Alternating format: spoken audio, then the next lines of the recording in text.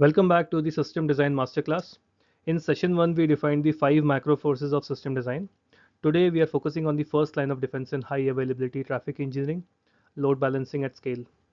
For senior and staff engineers, load balancing isn't just about distributing traffic, it's about managing protocol boundaries, offloading cryptographic burdens, and preventing system collapse.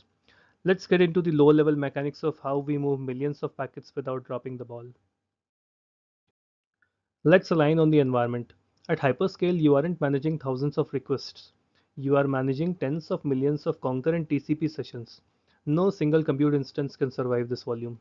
The load balancer acts as an authoritative abstraction. It presents a single virtual IP or VIP to the internet while treating your downstream compute cluster as an elastic, interchangeable resource pool. From this point forward, the engineering constraints shift. We are no longer optimizing code. We are partitioning network boundaries to ensure that ingress traffic is mathematically equitably distributed. A properly engineered balancing tier provides three architectural axioms. First, elastic scalability, decoupling node provisioning from public routing so your infrastructure can grow or shrink without a single DNS update. Second, fault domain isolation, quarantining state panics or hardware failures by instantly rerouting requests. And third, latency optimization. We aren't just looking at average speed, we are fighting the long tail. Load balancing is our primary tool for stabilizing P99 and P99.9 latencies by preventing deep execution queues or oversaturated nodes. One of your biggest decisions as a software architect is deciding where to terminate your connections. Layer 4 load balancing operates at the transport layer. It evaluates only IPs and ports, routing packets without ever looking at the data. It has zero payload inspection overhead, making it incredibly fast and efficient for raw throughput. Layer 7 balancing is application aware. It waits for the full TCP handshake, decrypts TLS, and parses the HTTP stream.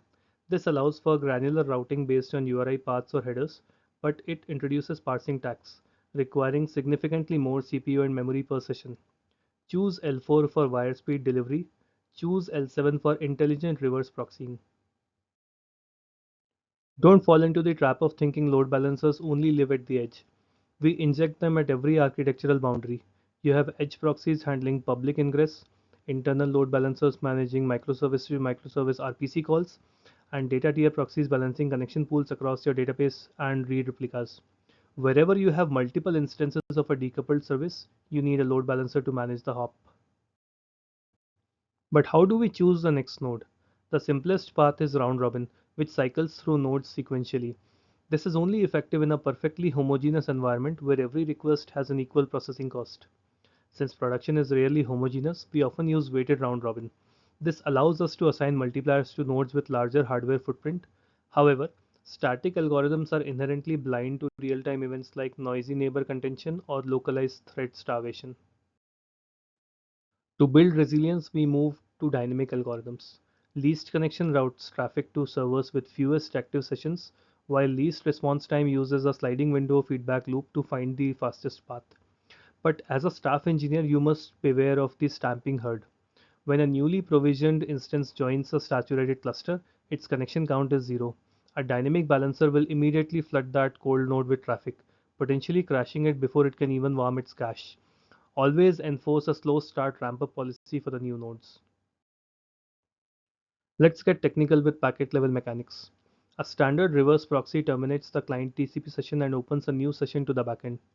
This double socket management creates a massive bottleneck because all return traffic must flow back through the LB.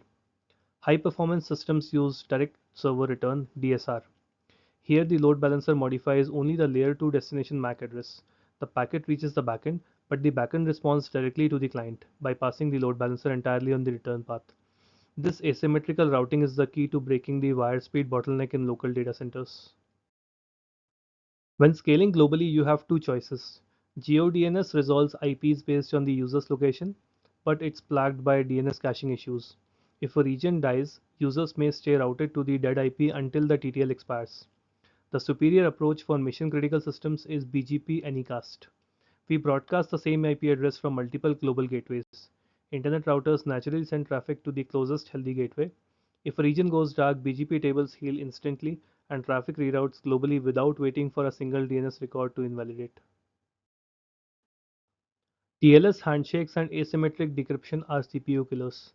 By performing TLS termination at the load balancer, you offload this entire cryptographic burden from the core application instances. This allows you to multiplex clear text HTTP or optimize gRPC traffic over your private secured backplane networks. It simplifies certificate management and can provide up to a 10x gain in compute efficiency for your downstream business logic. Now let's take a peek at the health telemetry and remediation. Routing traffic to a dead node is an immediate availability failure. We use active probes to execute heartbeats and synthetic transactions, and passive probes to monitor real-time error rates in line. To prevent flapping, where an unstable node cycles in and out of the pool, we use sliding windows. A node must pass multiple consecutive health checks before receiving traffic, ensuring we don't dump requests onto a server that is hovering on the edge of a crash loop. How do we take care of the ingress security? Your load balancer is your primary shield. At layer 4, it mitigates volumetric DDoS attacks using hardware accelerated SYN cookies, protecting your internal memory from being exhausted by fake handshakes. At layer 7, we integrate web application firewalls or WAF. These engines inspect ingress strings for SQL injection, XSS, and automated bot patterns, dropping malicious requests before they ever touch your application context. Now that we have covered the low-level theory of transport versus application layer proxying, let's look at how these patterns manifest in the real world. We will start with the public cloud provider that sets the industry baseline for many enterprise infrastructure fabrics, AWS. AWS doesn't offer a single catch-all balancing tool. Instead, they provide three specialized variants under Elastic Load Balancing or ELB suite. As a systems architect, your job isn't just knowing their names, it's understanding how they map to the underlying data connection lifecycle limits and packet encapsulation methods. Let's break down the mechanical realities of each. First up is the Application Load Balancer or ALB. Operating strictly at layer 7, the ALB acts as an explicit reverse proxy. Under the hood, it fully terminates the client's incoming TCP connection, handles the TCP cryptographic handshake, evaluates the HTTP2 or gRPC byte stream, and then opens a completely distinct multiplex TCP connection down to your target groups. Because it evaluates full application headers, it grants you highly granular routing rules based on host headers, query parameters, cookies, or URL paths. When tuning target groups at scale, remember this optimization tip. Shift away from standard round robin and explicitly configure the least outstanding request algorithm. This completely eliminates thread hotspotting on slower backend instances. However, pay close attention to the ALB's scaling footprint. It scales horizontally by adjusting internal DNS records to point to a fluid pool of underlying proxy nodes across availability zones. If your application experiences instantaneous multi-million requests per second step function traffic spikes, the ALB will introduce packet drop throttling while it struggles to auto-scale its internal nodes. For predictable high-volume events, manual pre-warming is mandatory.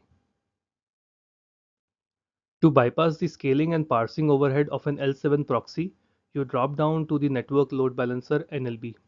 Operating at layer 4, NLB handles raw TCP and UDP pipelines. It is powered directly by AWS's single-tenant software-defined routing fabric known as AWS Hyperplane. The NLB does not execute traditional socket termination. It relies on hardware-accelerated flow hash tables to transparently forward packets at wire speed with sub-millisecond latencies. This makes it completely immune to sudden traffic burst requiring zero pre-warming.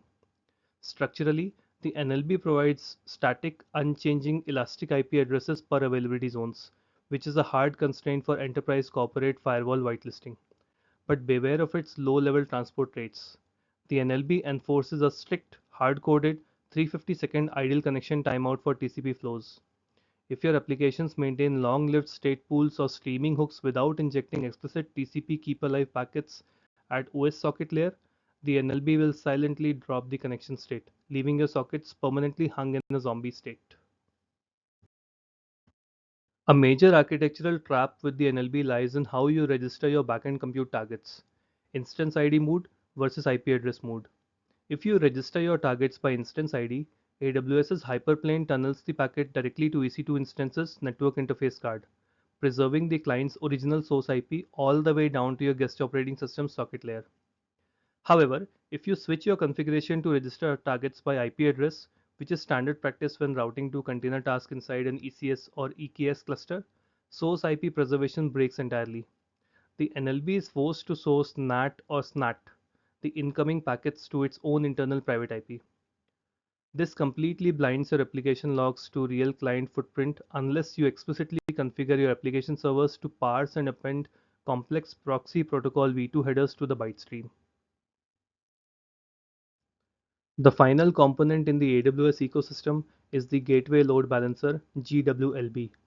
Operating at layer 3, the GWLB is a transparent proxy engine designed to solve a major enterprise headache: scaling third-party virtual appliances like inline firewalls, deep packet inspectors, or intrusion detection networks. The GWLB exposes a custom VPC endpoint that acts as a next hop target directly inside your subnet route tables.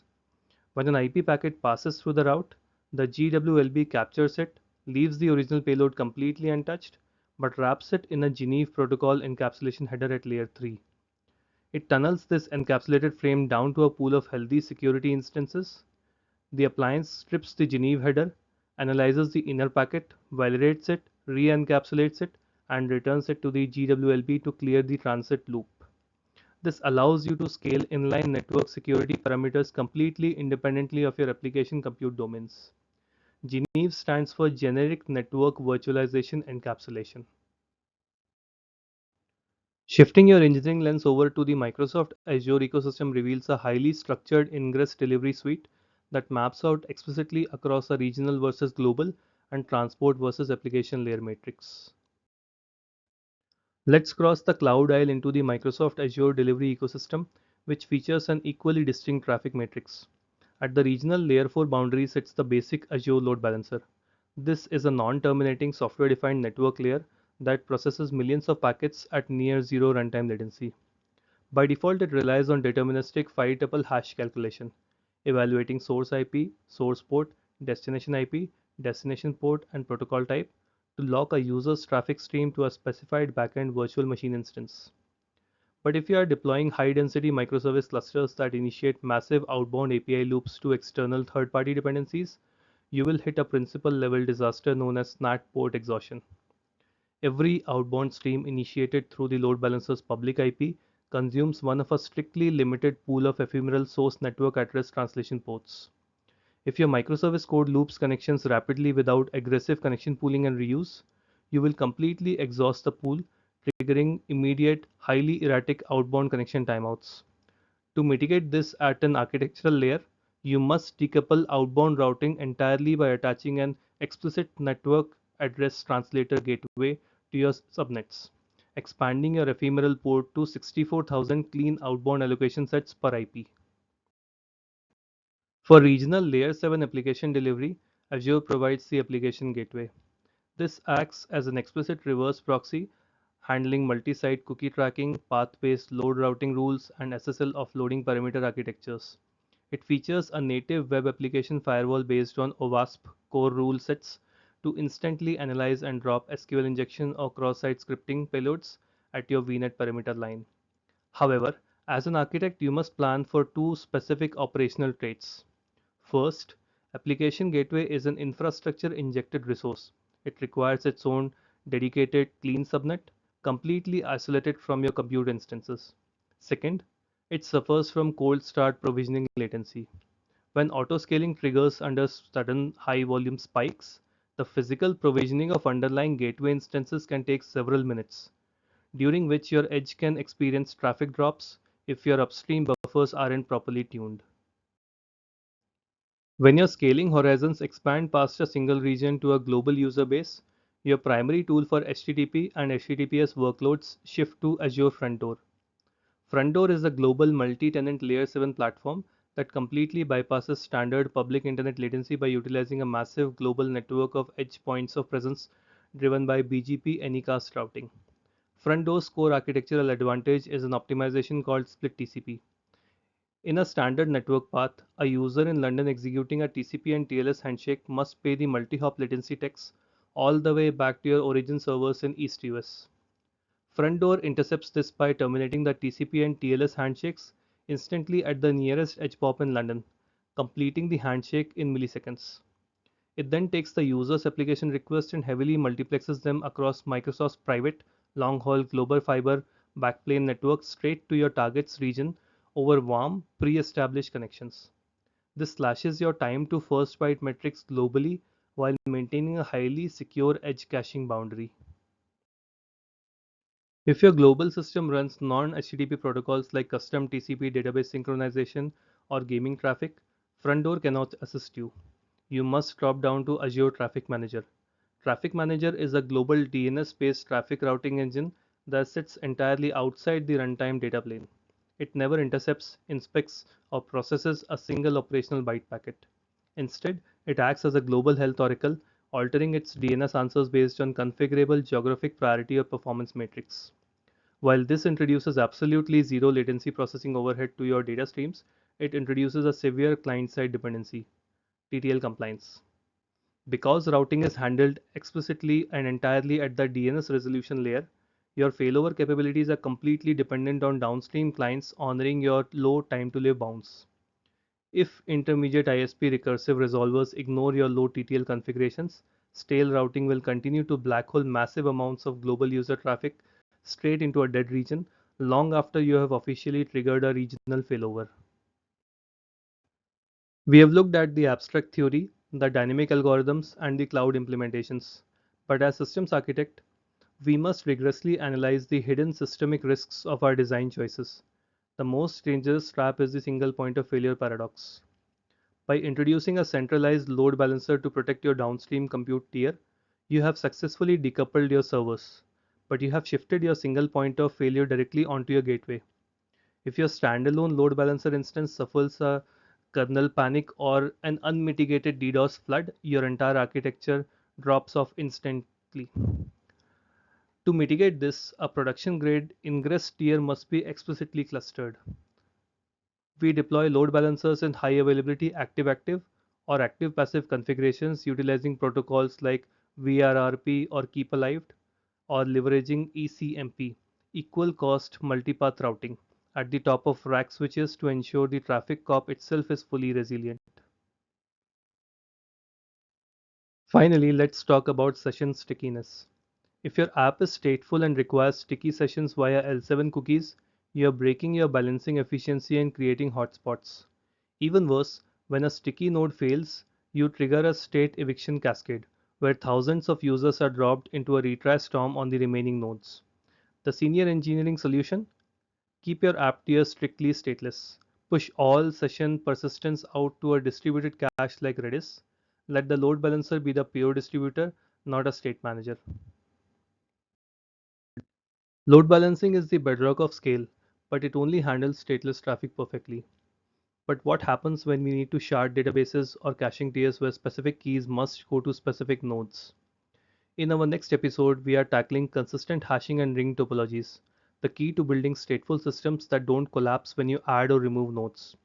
Hit subscribe so you don't miss that deep dive, and I'll see you in the next one.